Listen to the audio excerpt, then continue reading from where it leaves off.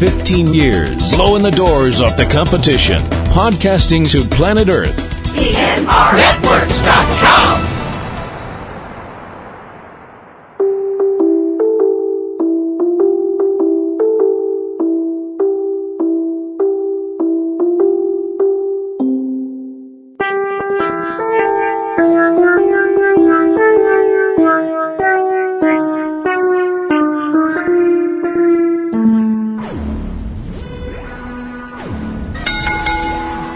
Now entering the PNR Networks arena, coming down the aisle from Revere, Massachusetts, weighing in at absolutely none of your business.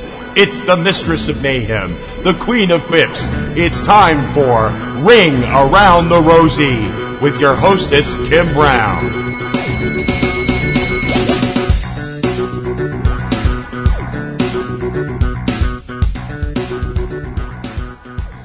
Hey everybody, welcome to another episode of Ring Around the Rosie. I am Kim Brown, aka Platinum Rose Lady, your hostess, coming to you on the 29th of May, 2020. Sorry I didn't post yesterday, but my voice needed a rest. I had to talk a lot on the phone for my work, so I needed to take a break. So here I am today. Now I know that there are a lot of crazy things going on in the world right now. There's a lot of dark things going on and scary things, and it's it's a very scary time right now. And I know that, there's a lot of other podcasts out there that you can listen to where you can get news and opinions and things that are, stirring people to social action and things like that. And that's great. If that's what you want to listen to, that's definitely go for it. My whole show is always, I try to be just, I'm just me with my little silly wrestling podcast. That's, my take as a woman and as a wrestling fan of many decades. And if you think I'm telling you how many, you're wrong. Let's just say I'm old enough to drink and old enough to be charged as an adult, and we'll just leave it there. Okay.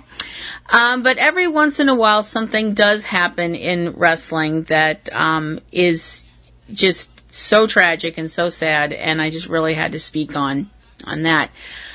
On the 23rd of May, a young woman named Hana Kimura took her own life. Hana was a female wrestler from Japan. She wrestled for women's ring stardom. She was a second-generation wrestler, the daughter of professional wrestler Kyoko Kimura. And she was 22 years old. I'm sorry, that is way too young. It's so sad. It's just so very sad that this young woman was in such a terribly lonely place in her head that she felt like that was the only way out. She was involved in a reality show in Japan called Terrace House, and there was an incident with one of her housemates, and she wound up getting a lot of hate from people who were hiding behind their computers and, threw a lot of nasty remarks her way, and she just couldn't take it and wound up taking her own life, and that is just so fucking sad. My heart breaks for her and her family. And to the people that wrote all of those terrible things I could sit here and rail against those people and curse them and say how horrible they are and stuff like that, but I'm not going to do that because I'm not the one that's going to judge them. That's way above my pay grade. So the one who judges them when it's their time to be judged, remember that this is one of the things that they did, in their life. Their words killed somebody. Their words made somebody take their own life. And words hurt. And I wish nothing but peace to the energy of Hana Kimura, to her soul. And I hope that wherever her spirit, her energy has gone on to in the next life, I hope she finds more peace in that life than she found in this one. And if you're somebody that is in a not good place right now, There are tons of places you can go to call, but just one place I'm going to mention right now. The National Suicide Prevention Lifeline. Their number is 1-800-273-8255. That's 1-800-273-8255. If you're in a bad place, if you know somebody else who's in a bad place, reach out to them and let them know that they're not alone. If you're in a bad place, please don't take that last step, because that's something you can't pull back, you know? And there's people out there, somebody out there would miss you if you were gone. And that's coming from somebody who's lost people to suicide. And it's not a fun thing, because you spend the rest of your life thinking, what could I have done to help that person? You know, and you don't want to lay that on somebody else, do you? So, and there's people out there that love you. I love you. I don't even know you, and I love you, because if you're listening to this, you love wrestling. So we have one thing in common. So yay. But definitely, if you're out there and you need someone to talk to pull back away from the abyss, call that number, and, you know, don't let that part of your soul get destroyed, you know, because there's people that care. There really are. It will get better. It will. Okay. Can I clear my chi for a second? And I'm going to talk about the pay-per-view from last week, the AEW Double or Nothing pay-per-view, which was held at the location they've been holding everything, Daly's Place in Florida, because, you know, Corona, lockdown, you know, no big, crowds of people yet. Hopefully someday that'll change. So, you know, I don't know. I want it to, definitely, but only when it's safe. So we had and that took place on the 23rd of May, which is last week. And we had all the hype packages at the beginning of the show. One of them including Lance Archer and Jake Roberts. Lance showing what a big, strong, tough man he is by beating up a tire and knocking down part of a disused building. To steal a quote from a man who was far greater than I, and to change it up a little bit, to quote Bruce Lee, at least sort of quote Bruce Lee, tires don't hit back. Yes, I know Bruce Lee originally said boards don't hit back, but, you know, let's be honest. Anyway, and I'm sorry, this is not going to come out nice, but why is it whenever Jake Roberts starts talking, I'm like, yep, there's 5 more watch lists he got put on. He just sounds so creepy. And I mean that in the nicest possible way. There might have been a compliment in there somewhere. We just might have to look very hard for it. The buy-in, which was to get people to actually buy into the show, like anyone was not going to do that, was a match between Private Party, Mark Quinn and Isaiah Kennedy, going against the best friends, Trent and Chuck Taylor. You'll get a last name again, Trent, someday. The winners of that were going to be getting they would become the number 1 contenders for the tag team championship currently held by Adam Page and Kenny Omega. That match was won by the best friends by using the Strong Zero move on Mark Quinn to get the win. So they're up in that. So they are now the number 1 contenders. I have to say, the opening of the show, the whole way they did it with the casino flavor, you know, the big poker chips. Poker, I hardly know her. Sorry, I have to do that joke. It's old, but it's older than me, so it makes me feel better. The whole thing about, like, the playing cards that had, like, the artwork was drawn like people and stuff like that, like people in the company, that was cool. And the giant slot machines in the back with the moving tumblers. I think those are called tumblers. I don't know. I know fuck all about gambling. I'm sorry, because I have no luck. I have no luck when I gamble. None. So, a couple of other things before the actual show gets going here. When they have the music playing, bringing people out and stuff like that. I'm sorry. Like I mentioned, I know shit all about college football, but damn it, whenever they have JR come out to, introduce him to do the show and stuff like that, and they play that music for the Sooners, the football team. Damn it, that really, really hypes me up. I love that. I just love that music. I don't know why. I just do. Also, I was kind of like when they had the chip hanging above the ring, the chip that the competitors are supposed to grab in the casino ladder match. I don't know why. I was kind of like, oh, that's the size of the chip. Okay. Because when they said it was a casino chip that they had to grab, I don't know why. I thought it was just going to be like a little I was like, how are they going to get that? It's so small. But then I was like, oh, no, it's like it looks the size of like a pizza platter or something. I'm like, you know what? Let the wrestling organization do things the way they want to, Kim, and don't fucking critique it till you actually see it, dummy. Sometimes I have to lecture myself, it gets very crowded inside my head, so, sometimes one voice has to shout louder than everybody else, you know how it goes.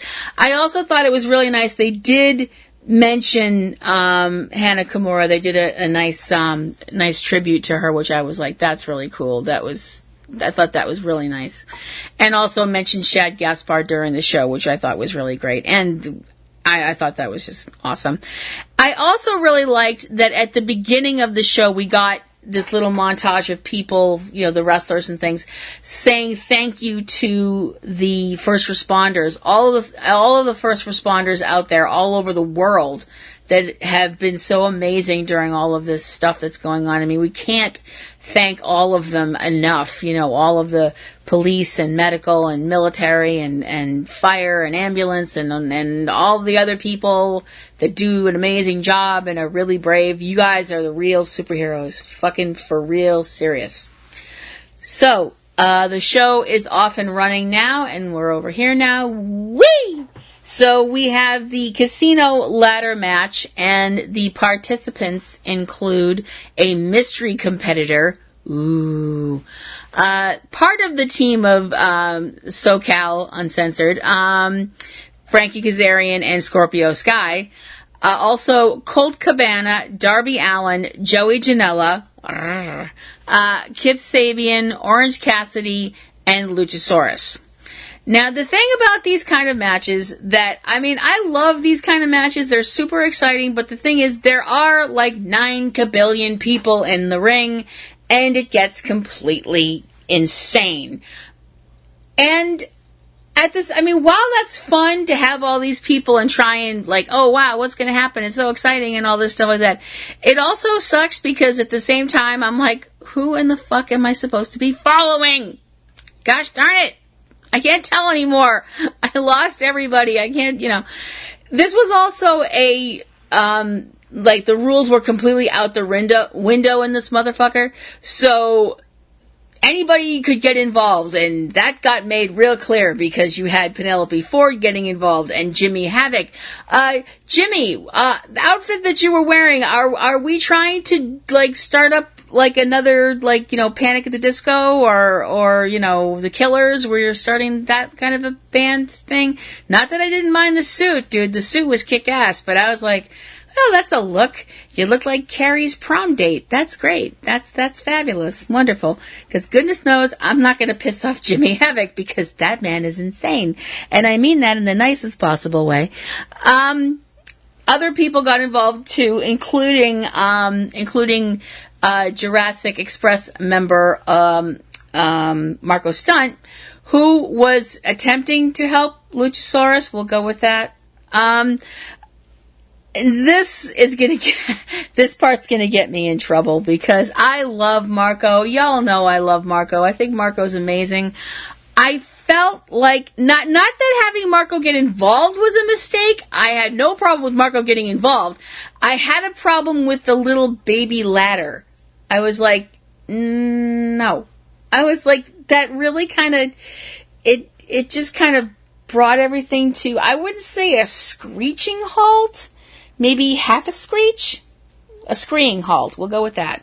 I just think if it had been me and they wanted to do something with Marco in getting involved, I would have just had Luchasaurus pick him up under the armpits and just put him on top of a ladder like an angel on top of a Christmas tree. Yes, I know it's May and I'm talking about Christmas, and I know some people just had full-on seizures. I'm sorry. The final end, because everybody came out, one at a time, that deal. The final person was revealed as Brian Cage, who is walking the path of Cage according to his manager, advocate, I don't know what he is, Taz. That surprised me. I was like, oh, okay. And then Brian Cage, it was like, oh, it's Taz. And, oh, it's Brian Cage. And, oh, sweet mother of all that's decent. Look at the size of that man. Okay, Brian Cage is terrifying. And again, I mean that in the nicest possible way, sir. Please don't hurt me. I mean, when the guy walks out holding a ladder and then tears the ladder in half, that looks awesome on camera. I'm sorry, but holy shit, that looked amazing. It just looked so fucking cool.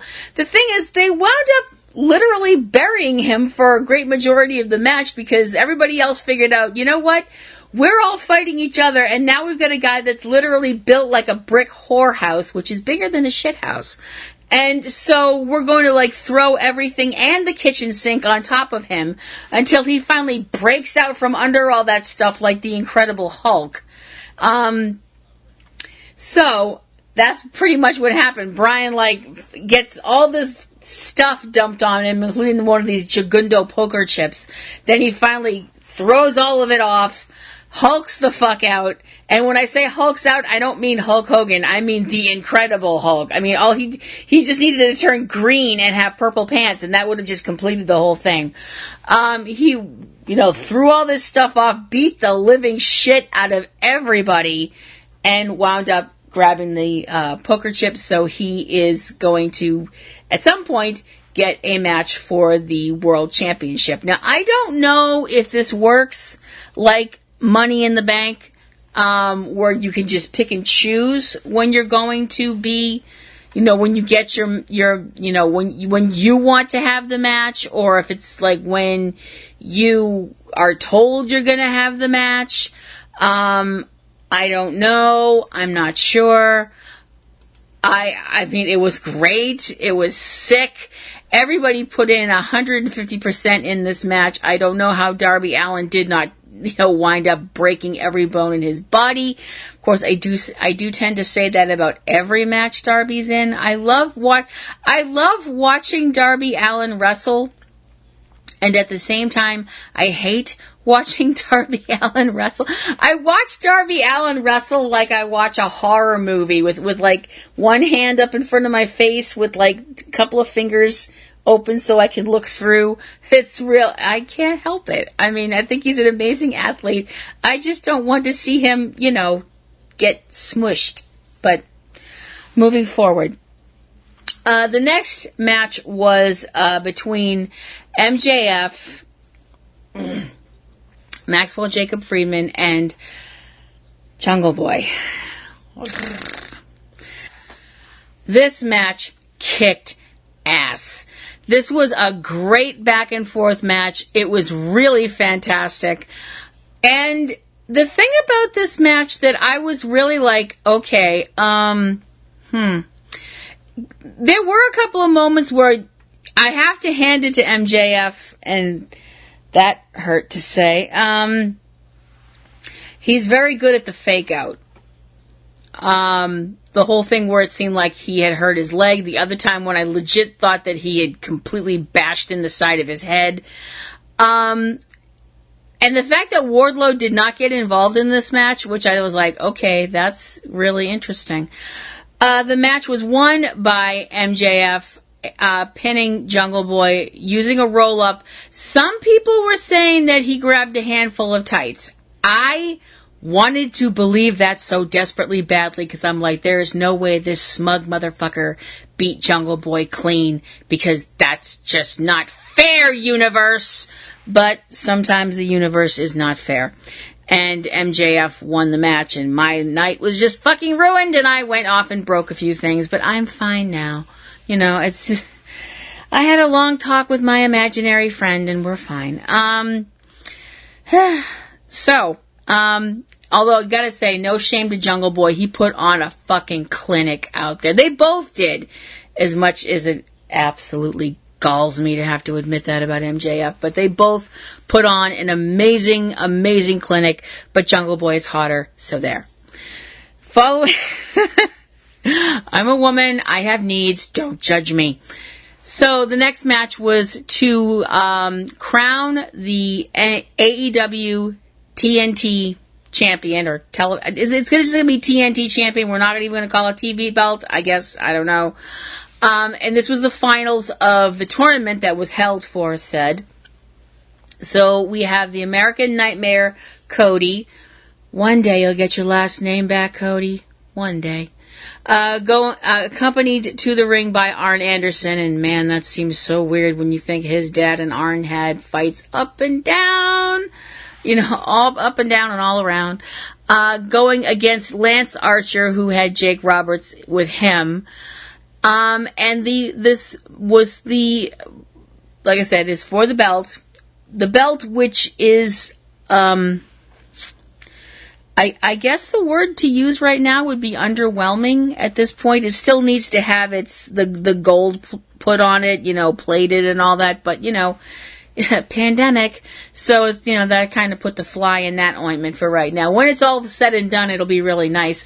And we definitely know one thing about it: it won't be a spinny belt, because that's just wrong. It's like vampires that sparkle. It's just fucking wrong. Anyway, the belt was supposed to be given to the winner by Mike Tyson, who was at ringside, and except for the one time when they caught him on camera yawning, seemed to be paying a lot of attention. This was a brutal match. Just brutal, and awesome. Arn Anderson wound up getting booted from ringside, but so did Jake Roberts, so I'm like, yay, fairness. And Cody, after 2 crossroads, was able to pin Lance Archer, so he wins the TNT Championship, the first inaugural AEW TNT champion. Mike Tyson gave him the belt and was in the ring with him. Jake Roberts had come back out with the bag, which apparently had a snake in it. Now I'm like, oh crap, please don't let that snake anywhere near Mike Tyson. I don't want the poor snake to get hurt. I like snakes. What can I tell you? I like snakes. I think they're beautiful.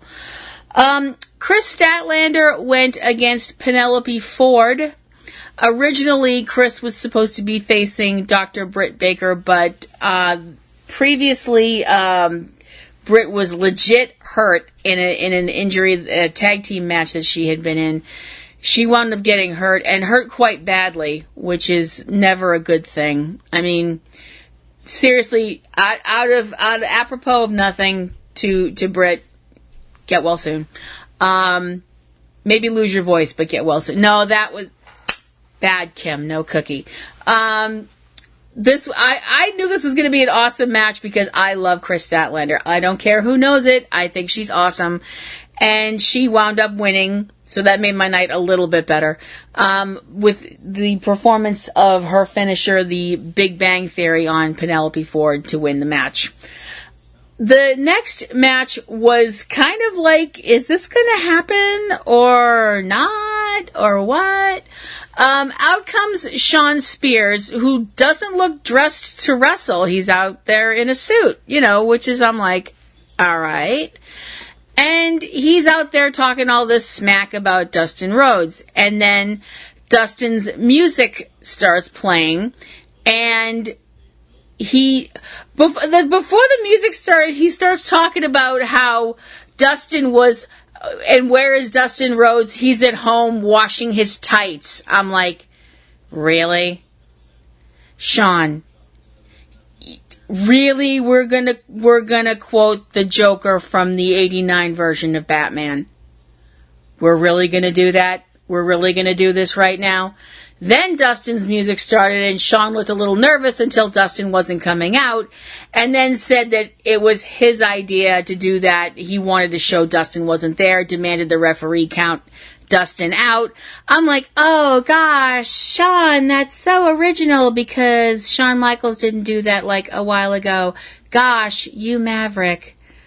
Hashtag sarcasm. The thing is, Dustin's music started playing again, and Sean's all like, why is it playing? I told you only to play it once, blah, blah, blah. And out to the ring comes Brandy Rhodes. I'm like, oh, yay, she's going to kick Sean's ass. Woohoo! No, that didn't happen. We get the camera comes in a little bit closer on Sean, who's jaw-jacking with Brandy, and that's a verbal sparring match Sean's going to lose, because the camera's going in a tighter shot, so we don't see Dustin climbing into the ring until we actually do see Dustin, who is behind Sean. Proceeds to beat the living frog snot out of Sean, and I laughed like the Joker. I do that sometimes because I'm kind of a sadist. And boy did that tick all the boxes for this match, because Dustin basically went about stripping Sean. I'm like, yay! To the point where we got to see not a full moon, but close to one, and also a spanking involved because somebody was a naughty boy. And Sean stripped down to his skivvies, which included a photo of Tully Blanchard over a certain portion of Sean's anatomy. You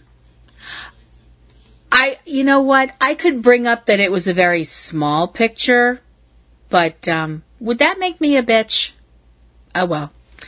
That's Miss Bitch to you. Although I will answer to your majesty. Dustin performed his finisher, the Final Reckoning, on Spears and got the pinfall, so hopefully this will shut Shawn Spears up, but then again, sometimes I'm an optimist. It probably won't. The next match was for the AEW Women's Championship, with the champion Nyla Rose going against her number one contender, Hikaru Shida, in a no count out, no DQ match. I was kind of disappointed that Nyla didn't do the whole supervillain cosplay thing that she had done previously, where she was, she came out to the ring wearing an outfit that was obviously modeled after Deathstroke. I was like, oh, she didn't do it again. That would have been kind of cool, because there's so many people she could have chosen to cosplay as, I don't know, Catwoman or Poison Ivy. I figured she did, or actually, I'm trying to think of a good, that would have been a really cool outfit if she dressed as, the Enchantress from Marvel, because she dressed as a DC character the last time. Or Hela. Oh my gosh, Nyla, you have to dress as Hela sometime, because that would be awesome.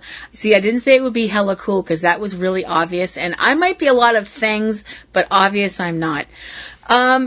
Now, because this was a no disqualification match, you knew that shit was going to get nasty, and oh, did it. And when I say nasty, I mean, oh my gosh, this is amazing. Please don't let this match ever, ever, ever stop, because it's awesome.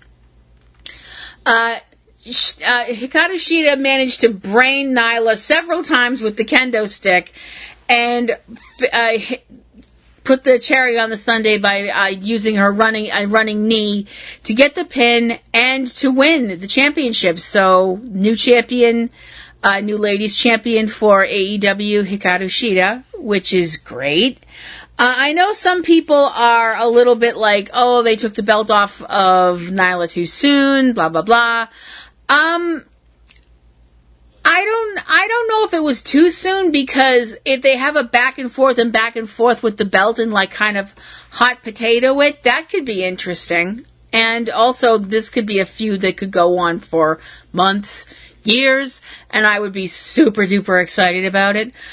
because I think both women are amazing, and I love watching them work, so that was really cool. The next match was for the AEW World Championship, with Jon Moxley, the champion, going against Mr. Brody Lee, the leader of the Dark Order. Oops. Freudian slip. Need to tuck that back in. This was a little bit, I wasn't really sure about. I was like, I figured that they were going to have all the Dark Order guys out there and that would be a factor in the match, and it wasn't. And I was like, oh, okay, this was another one of these matches that you knew the two people involved in this were going to make it physical and going to make it hurt. And fuck, did it hurt. Not in a bad way to watch. It was just sitting there watching this going, oh, you guys are going to feel that in the morning. Especially when Mox did a paradigm shift to Brody Lee outside the ring on the entrance ramp, which promptly broke. And I'm like, well, okay, so, I guess it's a good thing that the next match is going to be in the football stadium next door, because now people can't get to the ring. Good job, guys. I was like, that's it. They're both done. I was like, they can't let this end on like a count out, a double count out or something, but out from the wreckage of this big hole, out comes Moxley like the last man standing in a horror movie, and then dragging Brody Lee out, and he manages to get Brody in a sleeper hold and wins. So the winner and still AEW World Champion Jon Moxley. I was completely like, wow, okay. And I'm not that I wasn't happy with that, because I was happy with that. I was just kind of like, I don't know what I thought was going to happen in that match, but I don't think that was quite it. I don't know. But I still enjoyed it. And now we are at the Stadium Stampede. And I would like to ask one question. What the fuck is it with Canadians and the word stampede? I don't get it. I mean, does that happen a lot in Canada? It seems like everything has the word stampede in it. They have the Calgary Stampede. They had Stampede Wrestling. They had, this match. What the hell is it with people from Canada and using the word stampede? I don't get it. I don't have a problem with it. Stampede's a fun word to say. It's just, there's just some words that are fun to say. Stampede is fun to say. But I just don't get it. But moving forward. So this was the big, showdown at the OK Corral kind of thing, I guess. I don't know why I brought it up like that. It's the Battle of Pelennor Fields, I suppose, is another way to put it, showing my nerd slip, I guess, between the Elite and the Inner Circle jerks. Well, actually, if this is the Battle of Pelennor Fields, I guess that means that the Elite are all, they're all the good guys, and the Inner Circle are all like the Uruk-hai and the bad guys and the Nazgul and stuff, and that fits.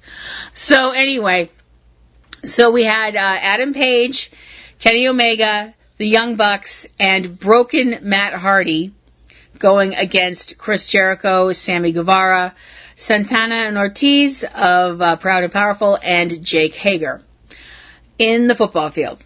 And they had now I've brought this up before. I know y'all are tired of hearing it, but I'm being honest. I'm being honest with you guys, because I value honesty, and I value being honest with you guys, because you're taking time out of your day to listen to my show, and I appreciate that very much. But I know fucking jack shit about football. There, I said it. So I'm kind of sitting there going, I don't get why are we doing things this way? I'm like, okay, whatever. The Inner Circle guys all had football jerseys on that with numbers on them that were important to them for, personal reasons and stuff, which I guess was fine. I was like, okay, that's neat, I guess. I'm kind of like, I'm sorry, this is not nice. But Sammy Guevara running out in a football helmet, I just started cracking up laughing. I'm like, oh, honey, no, that is not a good look for you. not in this match. Please take that off, because if you don't, someone's going to take it off of you and beat you about the head and shoulders with it. That did not happen, although I'm surprised it didn't happen, because fucking everything else happened in this match. So, the Inner Circle gets introduced first, complete with cheerleaders and drum line and all that stuff. And I don't know why, but seeing cheerleaders in, you know, their little cheerleader outfits and their little short shorts and all that stuff with the masks on, I'm like, why the fuck am I having fucking Mad Max Fury Road flashbacks? I'm like, this is like some fucking, you know, post-apocalyptic dystopian shit, seeing these pretty girls with the masks on. I'm like, I don't get it. Then out comes part of the Elite. You had the Young Bucks and Kenny Omega and Matt Hardy, who is kind of part of the Elite. He's their friend, so I guess that kind of counts for something, I suppose. But no Adam Page yet. That would change. You know, there was a ring in the middle of the football stadium on the green, but nobody stayed in the ring for very long, although there were some nice moments in the ring, some nice action between everybody, and it was just off like a prom dress. Everybody was just wailing on each other. Sammy Guevara wound up getting chased by Adam Page, who showed up on a horse. Adam comes in with the bandana over his face on a horse, and I turned into a 9-year-old girl. I just screamed. I just screamed because it was a horse and I was excited, and I'm like, oh my gosh, he's on a horse. You wanted to know where the Cowboys have gone? That's where they've gone. Right fucking there, bitch.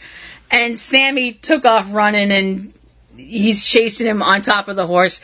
And I gotta say this, just speaking as a red-blooded woman, Adam Page on a horse is just sexy. There, I said it. Not sorry. Not at all.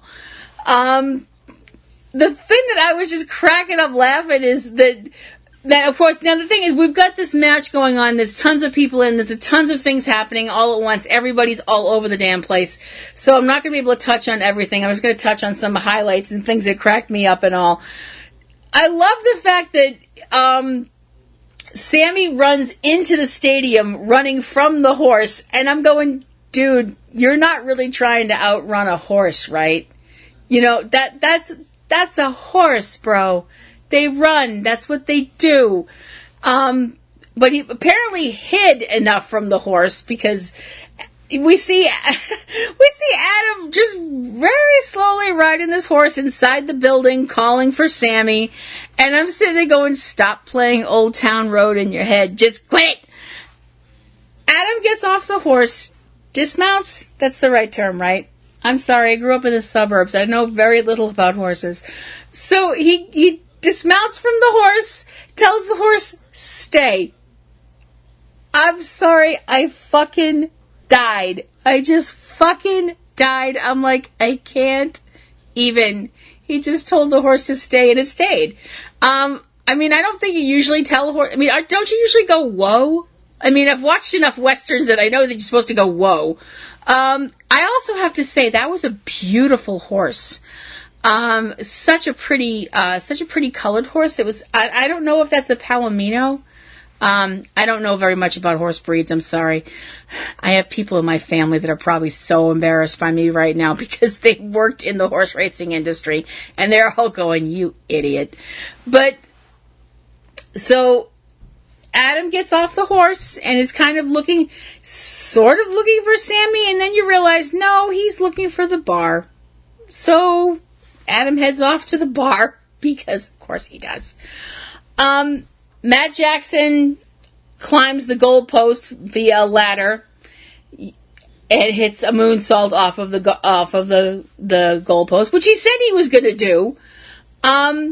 So I'm like, okay, well, at least he kept his word about that. We see Santana and Ortiz beating the living hell out of Kenny Omega, and they beat the shit out of him. And they're in the upper part of the stadium where I'm assuming this is like a part of the stadium that's probably for wealthier people that pay the money to sit way up there.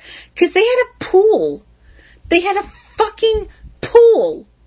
I'm like, what the... I was like, that's... Huh? I mean, it was like a 3-foot pool, you know, but it was still a fucking pool. I'm like, okay. I know it's Florida and it gets wicked stupid hot in Florida. So I guess actually having a pool to sit in and cool off and stuff like that while you're watching a football game, I mean, I think that's pretty badass. But I'm like, don't most people drink at football games? I don't think drinking in a pool is really going to work very well. Santana and Ortiz proceeded to, they beat up Kenny, like I said, beat the shit out of him, grabbed Matt Hardy, dragged him into the pool, and start drowning him. I'm like, you know, I hate to be the one to pick nits. That's not legal. I'm pretty sure you're not supposed to do that, because that's, I don't know, murder. And that's usually frowned upon in polite society. But instead of getting an actual crime, we have Matt Hardy keep getting dunked and comes back up, and dunked and come back up, and dunked and come back up. And every time he comes back up, he's a different Matt Hardy. And I think that is the weirdest thing I've said all day. We had like Matt Hardy, like the original Matt Hardy, like Team Extreme Matt Hardy, and, you know, Matt Hardy version 1. And, you know, I think we had Damascus in there. It is exceedingly crowded in Matt Hardy's head. I am convinced of that. Eventually, he manages to overcome Santana and Ortiz and has creative use of a bell, a wheelchair, some duct tape, and an ice chest. And I can't even describe it. You just have to see it. We find Jake Hager, who has walked into the bar that Adam is in, which is in the, you know, it's big fancy Dan bar. And Adam's just sitting there drinking whiskey alone. You really shouldn't drink alone, Adam. It's not good. You shouldn't drink alone. I don't drink, so I'm not a good drinking partner. I never drink wine. Sorry. Had to get a Dracula reference in there. So they're just kind of sitting there, and it's all like, you know, like, Paige is like, you gonna drink or you gonna fight? And it's like, Jake just sits down, and they just have a drink, and then Paige is like, fuck it, and they just start fighting, and they're just throwing each other all over the damn place. Including fighting on a pool table, including a pool cue getting broken. Pour one out for the pool cue. And I was like, oh fuck, that's gonna really fucking hurt, because those pool tables they have no give. There's no give in a pool table. And we had, because it's a bar, and it's actually got, you know, a bar, you know, the whole bar feel to it, where you've got the whole long table to serve drinks on and all that. You knew that they were going to get in the whole sliding somebody down the bar thing. Unfortunately, it was Jake doing that to Adam Page. I'm like, oh fuck, that's a lot of booze getting wasted, and glass. I'm like, oh shit, I feel so bad for whoever has to clean this fucking mess up, because they're gonna really earn their money.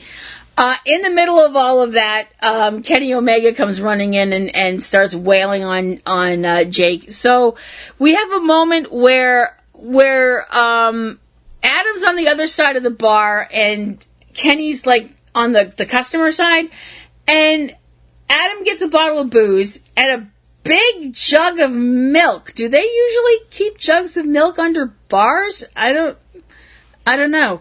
And he pours himself a drink of alcohol and pours Kenny a big glass of milk, and they toast, and it's like, oh, they're friends again! Yay! I think.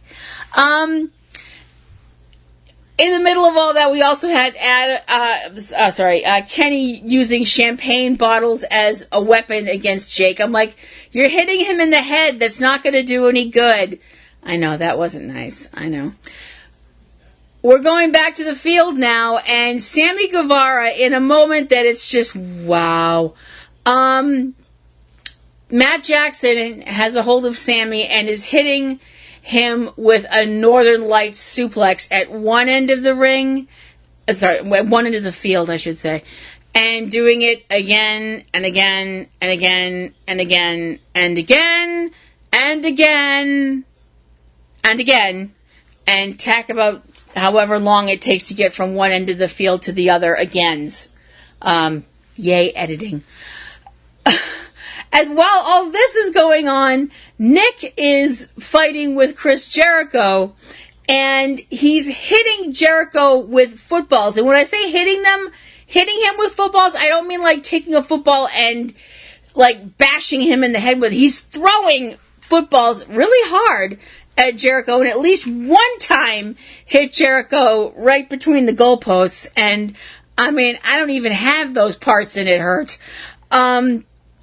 At one point, after Chris recovers and beats up the Jaguars mascot, because they're in the football stadium, so of course the mascot's there. I'm sorry, I cannot imagine being a football mascot in Florida, being in one of those big outfits in Florida. Oh my gosh, whoever you are, you deserve danger pay. Chris is still battling with Nick, and winds up.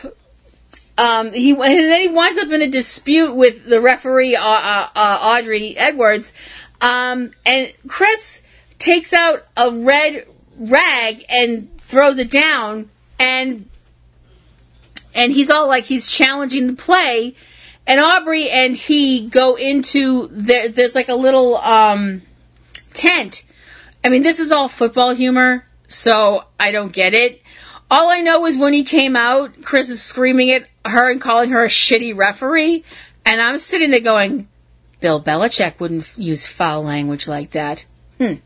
So there. Sorry. This continued, and this just kept going on, getting more and more insane, to the point where Sammy was again having to run for his life against another automation, because out come, after Sammy's been, Northern Lights suplexed to death and is awakened by getting caught in the sprinklers and looks like a drunken frat kid that woke up on the lawn after a serious bender and thinks he's running around like he won. I'm like, oh, honey. Oh, head injuries are a bitch, aren't they?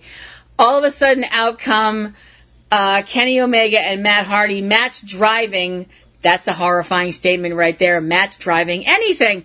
Matt's driving a golf cart, and Sammy's having major flashbacks and takes off running. He winds up fighting with Kenny and screaming at Matt. It wasn't Matt, I should say. Screaming at Matt that he's going to kill him. I'm like, yeah. That's a good thing to get on tape. He's right over there, officer. Really. And all of a sudden, we see things from the point of view of another drone. It's the newest drone. It's Vanguard 2, which is actually called something else, which I can't remember the name of now, but I'm like, oh, good grief, there's another one. I'm like, okay, why not? And Kenny winds up grabbing a hold of Sammy, performs a one-wing angel that I'm like, are you serious right now?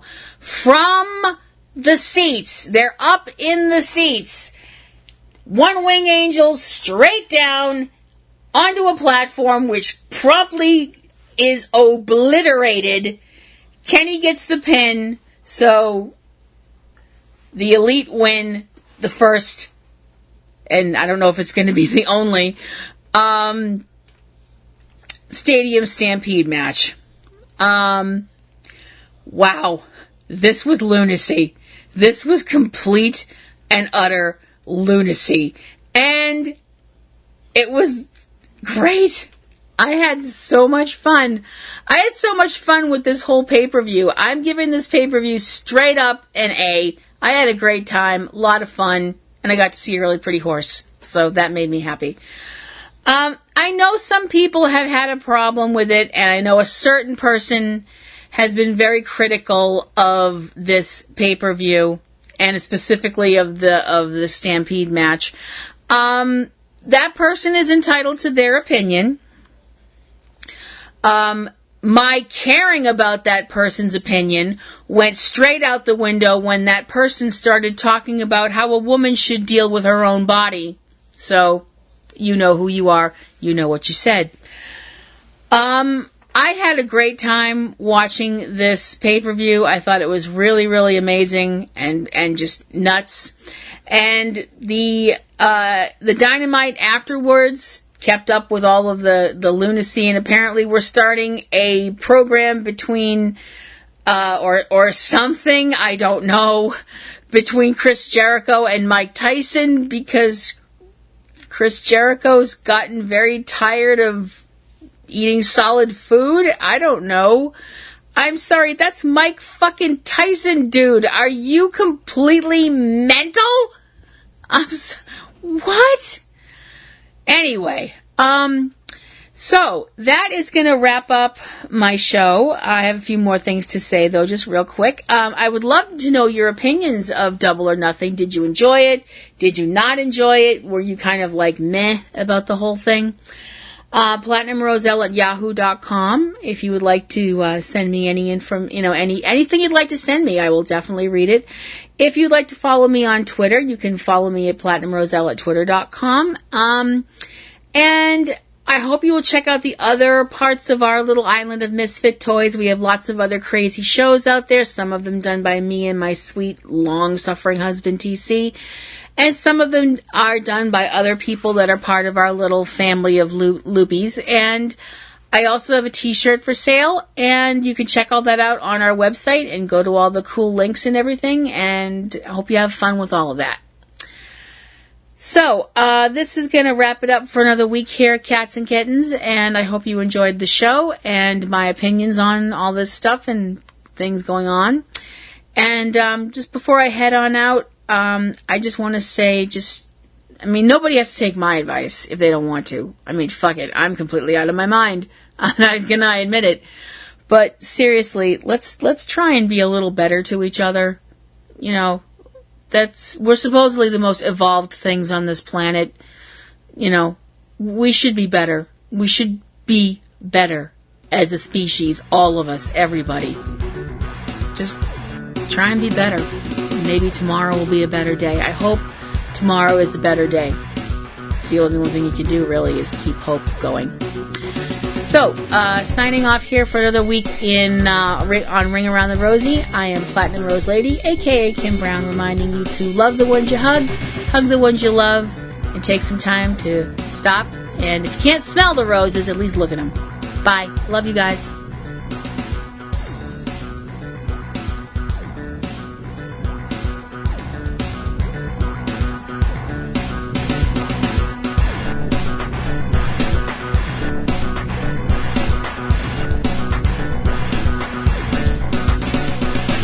You have been listening to Ring Around the Rosie with Kim Brown, a production of PNR Networks. Keep in touch with all things about the show at http://ringaroundtherosie.net. Ring Around the Rosie intro performed by Eric Lyon. Ring Around the Rosie theme by Digital Juice. Join Kim for a new Ring Around the Rosie every Wednesday. Ring Around the Rosie is copyright 2018 PNR Networks, Boston, Massachusetts, USA.